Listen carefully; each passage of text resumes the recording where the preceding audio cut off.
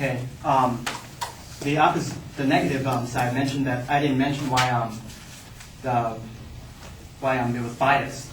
But I have a quote from Inside Higher Ed that says white students have an edge based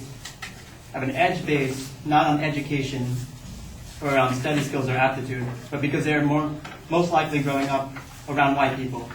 And that means that because they're growing up in the areas where they speak, like the language isn't Ebonics. They're more likely to have a better language. And this, I have another thing that says that explains why black people have a lower SAT score. Also, it says it's from the article "Should SATs Matter" from Time Magazine.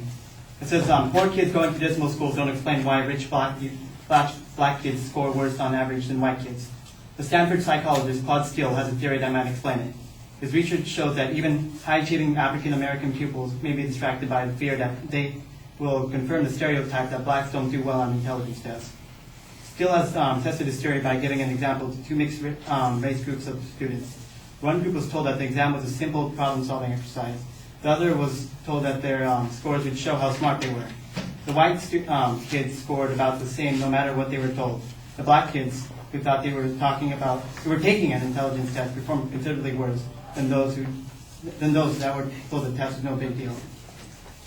Also, they mentioned that there's free coaching for the SAT, so having a higher income wouldn't matter. I have this. What do I say?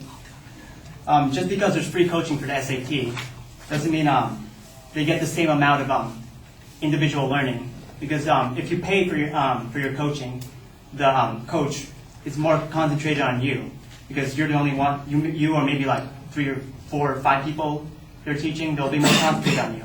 But if you take a free SAT thing, then they have to concentrate on the whole class, so they can't concentrate specifically on you. So that is why students with a higher income have higher SAT scores. I have a quote here for income from Abolish the SAT from the American Magazine. Extrapolating from the 2006 data on means and standard deviation reports by the College Board, about half of the 700 plus scores went to the students from families making more than $100,000 per year.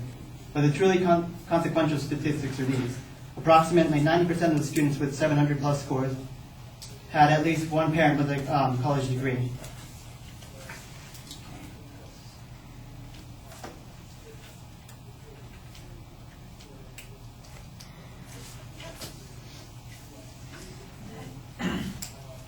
They also mentioned scholarships given by the SAT, but a quote here from the National Center for Fair and Open Testing. It says, many special programs for the gifted and talented, such as the Johns Hopkins Center for the Advancement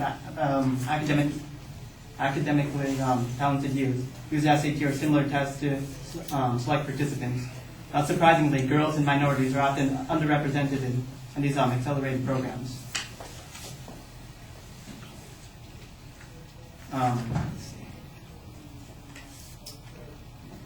And my opponent also mentioned that the SAT has been around so long that it should be permanent.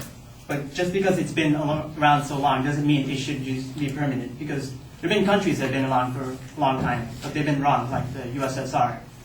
And just because it's been around for a long time doesn't mean it should just stay.